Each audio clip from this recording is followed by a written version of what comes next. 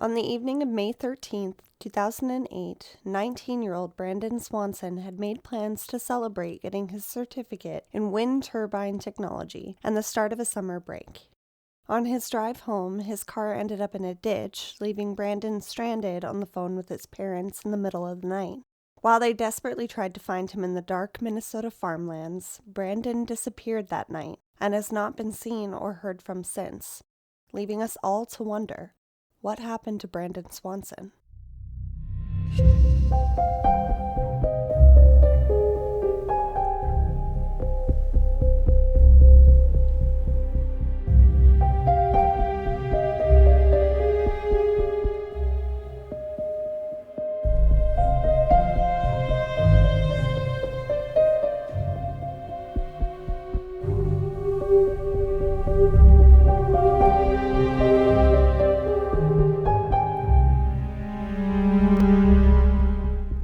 Hello and welcome to another episode of Truly Twisted. As always, I'm your host, Alicia Watson, and every Thursday I will be bringing you a story that is always victim-focused and fact-based.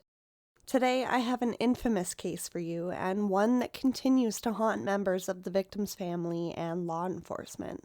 Brandon Swanson went missing while actively on the phone with his mom and dad, and no traces of him have been found since. So let's get into what we do know and talk about the case. Brandon Victor Swanson was born on January 30th, 1989 in Marshall, Minnesota to his parents Brian and Annette Swanson. He loved music, history, and reading, and according to his friends and family, his nose was pretty much always in a book. Brandon was kind and intelligent and close to his family. He was a great son and a good big brother to his younger sister. After graduating from Marshall High School in 2007, Brandon went to Minnesota West Community and Technological College to study wind turbines and renewable energy. He had just finished his certificate in the program and was celebrating with friends on the night that he disappeared. He was able to live at home for the first part of his degree, but he was planning on continuing his education at Iowa Western College and live on campus the following semester. He was really excited to branch out on his own for the first time and experience that. Marshall, Minnesota had a population of about 13,500 in 2008 and hasn't gotten much bigger since. It has a small town feel with a community focused on food manufacturing and agriculture, with it being surrounded by farmlands. So on the evening of May 13th, 2008, Brandon was celebrating his last day of classes at Minnesota West.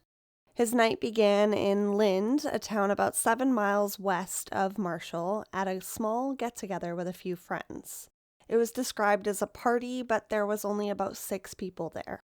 He had one drink while he was there and was not intoxicated by any means, and seemed to be having a good time with his friends.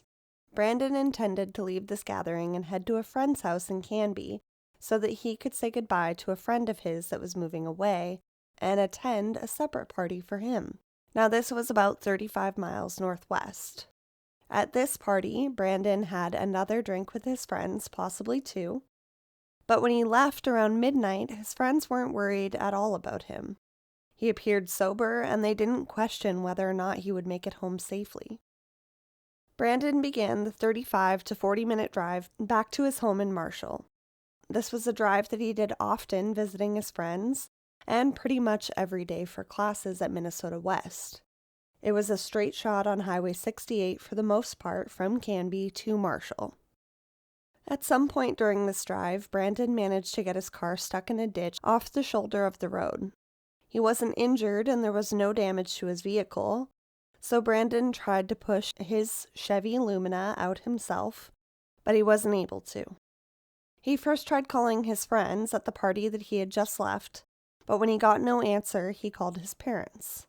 At 1:54 a.m., he talked to his dad, and both his parents got into their vehicle to come and rescue their son. His parents, Brian and Annette, arrived to where Brandon told them that he was, but they weren't able to find his car anywhere, which was strange. They stayed on the phone with him the whole time, flashing their headlights to see if Brandon could see them from where he was. They tried honking their horn, too, to see if he could maybe hear them. They drove slowly down the road, asking Brandon to honk his car horn to see if they could hear anything on their end as well. But they could only hear each other through the phone. Brandon believed that he was about 10 minutes from his home, somewhere on the road between Lind and Marshall. Brandon's parents asked him what he saw around them, and they listened as he described basically the same thing that they saw: a large stretch of road and big open fields. There was no way to miss each other, so what was going on here? Brandon grew impatient while waiting for his parents to find the right spot. He was probably a little scared, and he was certain that he had given directions correctly, so he decided that he didn't want to wait in place anymore. And up ahead in the distance, Brandon said that he could see the glow of lights from the city of Lind, so he started to walk in that direction. Brandon's dad said that he would meet him in the parking lot of a bar at the edge of town and pick him up there. So Brian stayed on the phone with his son while Brandon was walking. Brandon cut across the fields and hopped fences on his way, and Brian remembers being frustrated just wanting Brandon to stick on the main road. But Brandon was adamant that this would get him there faster and that he knew where he was going. Brandon also mentioned hearing the sound of running water as he walked towards the lights of Lind. Now, in his head this made sense because this did run along the Yellow Medicine River. At 2:30 a.m., Brandon suddenly said, "Oh shit," and then it was followed by silence before his phone eventually disconnected. Brian tried calling his son back 6 times, but each time it went directly to voicemail. Not knowing what else to do, Brian continued driving up and down the roads, calling for and looking for Brandon. He and his wife began calling Brandon's friends, who also rushed to the area to help them search in the dark of night. They went up and down the side roads and gravel paths and eventually ended up at the bar in Lind. But by morning, when the sun had risen, Brandon's family knew that it was time to file a missing persons report, and they contacted police at 6:30 a.m. According to Brandon's family, police did not match their sense of urgency, with one officer even stating, quote, "As an adult, Brandon has the right to be missing if he wants to be," end quote. And it took hours of pleading with police given the circumstances of how the call had gone before they finally filed the report and started looking. While the search continued in and around Lind, with Brandon's family, friends, investigators, and volunteers from around the town, police obtained Brandon's cell phone records and showed that he was nowhere near Lind at all. His phone had actually pinged off a cell phone tower near the town of Taunton, 25 miles away from Lind, and this was halfway between Canby and Marshall. So Brandon clearly thought that he had gotten further in his drive than he actually did. But when that stretch of road just looks the same the whole way, I could understand why he would get a little lost in the night. So, investigators and Brandon's family moved the search to the Taunton area. Authorities quickly located Brandon's abandoned vehicle in a ditch on the side of the road, just as he said, and helicopter and ground searches commenced, covering all of the field areas Brandon may have attempted to walk on his shortcut going towards where he incorrectly assumed was Lind. It makes perfect sense that Brandon's car would have been in Taunton. It was directly on the way from Canby to Marshall, and about halfway. But what doesn't make sense is why Brandon thought that he was near Lind. If he was driving from Canby to Marshall, Lind is 7 miles beyond his home in Marshall and a further drive. So it just seemed strange. What makes even less sense is the timing of all of it. Brandon is reported to have left this party in Canby between 12 and 12:30 a.m., and Taunton is approximately a 15-minute drive from the party in Canby that Brandon had left. He didn't report being stuck in a ditch until nearly 2 a.m. So where is this unaccounted for hour or hour and a half, 2 hours? And why did he think that he was near Lind? Ground searches continued, with police dogs being brought back to track Brandon's scent. The dogs followed his trail from his car across an abandoned farm, and then along the Yellow Medicine River.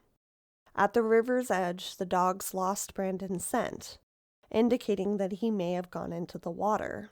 The dogs were able to pick up his trail back on the other side. And it's important to note that this particular river isn't necessarily deadly. At its deepest, it's 15 feet, and if Brandon did fall in the river, he would have been able to make it out on the other side. If he had been washed down the river, it's unlikely that the dogs would have picked up his scent on the other side. Because of this, though, drowning was an immediate fear. So 2 miles down the river and the riverbank were searched for roughly 30 days. Scientifically speaking, if his body was in the river, it would have turned up. Brandon's family and volunteers have continued ground searches for him over the years, but there has literally been no trace of Brandon Swanson ever recovered, including his cell phone and the glasses that he was wearing. It feels likely that something would have been found at this point if Brandon had somehow succumbed to the elements and died or had drowned in the river. With the wild animals and rural farmlands of Minnesota, it is a real possibility that Brandon had some sort of accident and his body was quickly removed by either wild animals or farm equipment. If he had fallen into a ditch or a sinkhole within the farming fields, this too is a haunting possibility. Brandon's dad also heard no other noises after his son said, "Oh shit." And if he had fallen into the river, presumably some sort of crashing or splashing of some kind would have been heard. Even if his phone fell in behind him, it strikes everybody as strange that it was just silent. Brandon being a victim of foul play also feels unlikely for the same reason. They didn't hear anything in the 6 seconds following his last words. Brandon was legally blind in his left eye, and this would have affected his depth perception that late at night, both driving and walking through the fields afterwards. Some people even speculate that this was all an elaborate ruse to run away and start a new life, but that doesn't make sense to me either. Why would he call his parents for help if that was the case? That, and he was excited about things coming up in his life and opportunities to come. He had just finished a great night with his friends. It just doesn't add up. It feels like within 30 seconds, Brandon was deleted from this timeline as we know it. But it feels more than likely that this was a tragic accident. Though Brandon's case remains unsolved to this day, wherever Brandon is, he can be proud of his legacy in enacting a new law in his honor. Brandon's law was passed in Minnesota later that year in 2008 and came into effect in July of 2009. It requires police to begin looking immediately for missing adults under 21, as well as older adults who are missing under suspicious circumstances, so that families can get the support that they need right away. Brandon Swanson was last heard from near the Taunton area on May 14, 2008, at around 2:30 in the morning. He was 19 years old, 5'6", 120 pounds, with naturally curly brown hair and blue eyes. He wore black wire-framed eyeglasses, had pierced ears, and a small scar above his left eye. At the time of his disappearance, he was known to be wearing a white t-shirt, a blue striped polo sweatshirt, baggy blue jeans, a black hooded zip-up jacket with an emblem on the back, a white flat-billed Minnesota Twins baseball cap twisted to the side, white sneakers, a heavy sterling silver necklace, and one silver stud in each ear. Brandon's disappearance has classified him as an endangered missing person. He would be 31 years old today if he was still alive. And an age-progressed image was distributed by the National Center for Missing and Exploited Children. So be sure to take a peek on that on It's Truly Twisted on Instagram. If you have any information about the disappearance of Brandon Swanson, please call the Lincoln County Sheriff's Office at 507-694-1664 or 1-800-843-5678. No piece of information is considered too small, and I hope that one day Brandon's family gets the answers that they have been waiting for, and that hopefully he can be brought home. If you have any thoughts and theories on this case that you want to share, you can email me at itstrulytwisted@gmail.com, and you can share any case suggestions that you might have there as well, or just say hello. And if you like the show, please remember to leave me 5 stars wherever you are listening now. It really is the best way to spread the word. And I will see you next week for a brand new episode. And in the meantime, remember, you are wanted, you are loved, and you deserve to be here.